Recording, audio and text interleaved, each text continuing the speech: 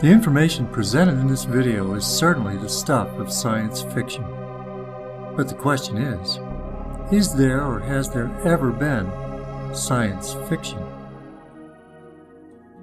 Could it be that the science fiction writers of yesteryear and today are simply in the know of future plans of suppressed technology now in the hands of certain secretive agencies? Famous science fiction writers of the past, such as Robert Heinlein, H.G. Wells, and Aldous Huxley, were certainly insiders that might have known the intricacies of what the true state of science fact was. Did these science fiction writers from the past, or science fiction producers of the present day like George Lucas or Steven Spielberg, simply relate, in a fictional format, science or future plans hidden from the general public, and pass it off as fantasy? Answers to these questions and many others might come from the research done and comments made by Alfred Lamberman Weber. Dr. Weber is a graduate of Yale University and Yale Law School in International Law, and was a Fulbright Scholar in International Economic Integration in Uruguay.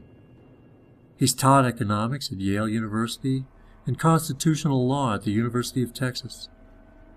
Alfred was general counsel to the New York City Environmental Protection Administration, a futurist at Stanford Research Institute, incidentally where he directed the proposed 1977 Carter White House extraterrestrial communication study. Alfred was also an NGO delegate to the United Nations and the Unispace Conference, and as a judge on the Kuala Lumpur War Crimes Tribunal. Dr. Weber is also the author of Exopolitics, Politics, Government, and Law in the Universe, a book that founded the field of exopolitics, which is the science of relations among intelligent civilizations in the multiverse. On an interview done for Volcano Radio, Alfred discusses the realities of time travel. I know that these are kind of hard concepts to explain, so I hope that I can.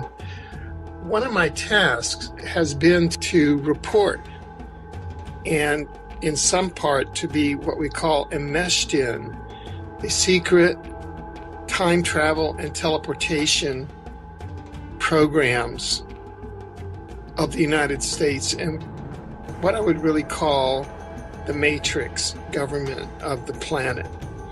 And they have operated on the basis of using secret time travel and teleportation technology to govern the planet politically for at least the last 40 years. And people can go to exopolitics.com, and on the right-hand menu, there's a link that says time travel and teleportation, and click there, and you'll see a whole raft of links to articles that explain this and give all of the sources.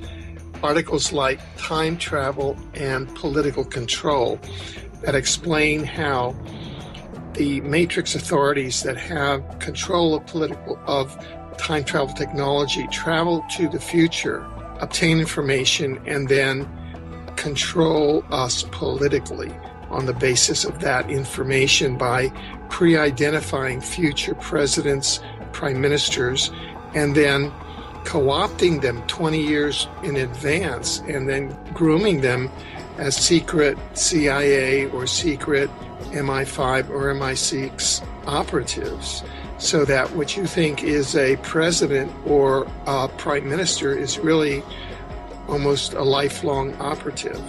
What occurred to me is that in real time, in 1999, I wrote a book called Exopolitics, which established the science of exopolitics, which is the science of relations among intelligent civilizations in the multiverse.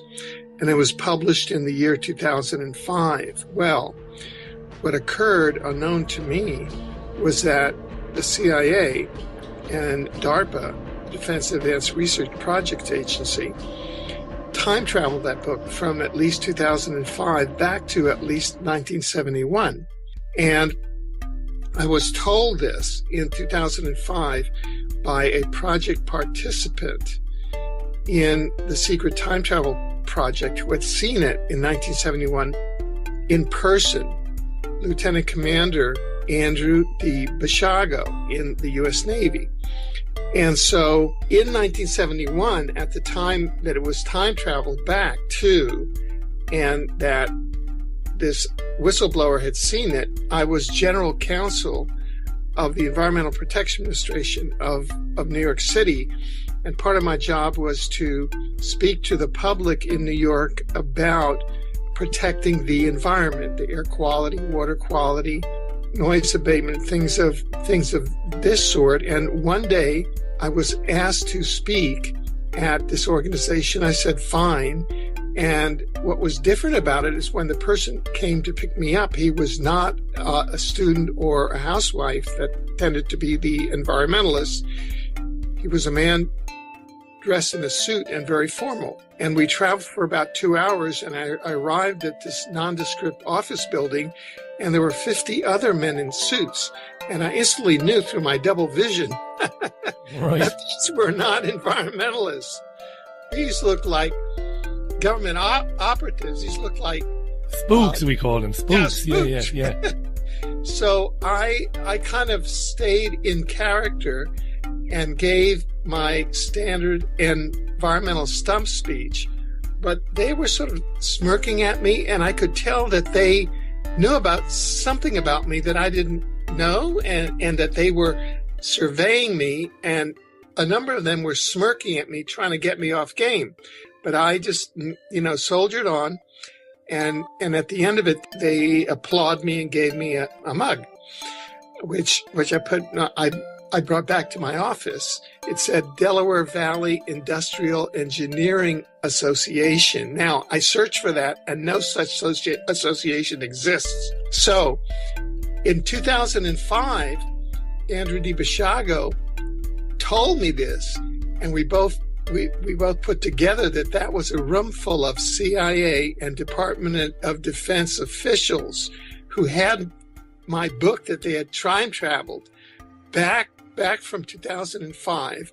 They may also have been carrying out real-time time travel surveillance on me, either by Chronoviser, which is like either a 2D or 3D television screen, which they tune into any time-space coordinates, A, B, C, D, E, and they just tune in and they just follow what you're doing. They had been surveying me in time and space in the future, and they knew that I would be in the future revealing many of their state secrets. Now, here's the question for you based on that, and I won't interrupt you too many times, but it might have some sort of adverse effect on events to come. Is it risky? Was it risky by them to do that?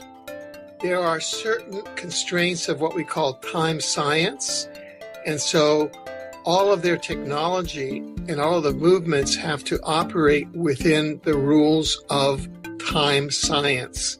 And so that's how the time science, that's how all of the time travel systems operate within the constraints of time science, so as not to be a disruptive force. And that's one of the principal reasons why this technology has to be made public and brought under public controls, because otherwise it could be turned, as you just suggested, into a weapon. Of course, because you could, there are financial things you could do. You could go back and you could speculate on certain things because you know what's happening in the markets. At the very least, you could go back and start betting on NBA championships and Super Bowl championships and all sorts of stuff like that, and enhance yourself in the future, Alfred. It's got amazing implications, Yes. One of the I've spoken to at least 6 whistleblowers from the top secret U.S. time travel and teleportation program, one of whom was a U.S. presidential advisor to a president, and he's an extraordinary man. And what he told me, for example, was that the reason why U.S. President Nixon was taken out of office, the kind of the cover story was Watergate, but it was because he was objecting to all of the excesses and financial speculation and money laundering that personnel and factions within the CIA were using in the time travel and teleportation program in secret. And that's why the CIA set him up in Watergate and took him out. So that's some of the behind the scenes history that is very much different from what we're fed in public. And I must just mention now, in case some of our listeners want teleportation, it's the idea is that I can walk through a door here in Manchester and instantaneously come out another door in Florida, right alongside Alfred, basically. That's the essence. Is or am I wrong in saying that? Well, it would be about 3 or 4 minutes, or maybe less. But that's the basic idea. Those of us here, as a matter of public policy, and this would have happened. And in fact, one of my colleagues, again, the whistleblower Andrew D. Bishago, yeah. One of his jobs in the program back in 1971 was to routinely go to a DARPA forward time base in the year 2045. We're now in 2014. But by 2045, teleportation along that timeline was a fairly common thing. This has many advantages. Number one, it eliminates all forms of pollution from fossil fuel. Right now, we're pushing around 4,000 pounds of steel that you wrap around your waist in order to go to the corner to pick up a bottle of milk. So that is one of the most inefficient forms of transportation around. Plus, you've got all of the concrete in roads, in highways, all of the land use in trains. Jane Jacobs writes about how all of the cities have been destroyed by rail yards and by highways and overpasses. So by switching out of the fossil fuel and intercombustion world, we move away from this gross misuse of land use and polluting technology to a non-polluting technology. And we bring back to life all of the inner cities. He said that there, the teleportation units were built into the walls, and you would go up to a wall, dial up to where you wanted to go, and then you would be taken there. This is a goal that we are pushing now for the release of these teleportation technologies and to move beyond the fossil fuel world. And the only reason that they're not is that Donald H. Rumsfeld, back in 1971-72, who was a member of the Richard Nixon cabinet, as well as Henry Kissinger, who was the national security advisor, said that this is going to maintain a military secret so that the United States can deliver its troops to the battlefield by teleportation anywhere around the world it wants to. Alfred, I was coming to that. I was just going to say that to you. That would be one of the most important applications for them, wouldn't it? That's all they would think about. Yeah, we can get armies overseas in 4 minutes. Bang. Yeah. Yeah. And this would virtually transform our world into a paradise planet. You would no longer have oil wars. You would get rid of a major source of pollution, which is fossil fuel. Look at what China's bringing online now with the coal, with all of these new energy sources that are what we call quantum access. This is accessing the quantum of energy of these new Tesla-based energy sources. And there's no reason for these military intelligence agencies to hang on to these secrets, which they have for over 40 years, because it's killing the planet and it's killing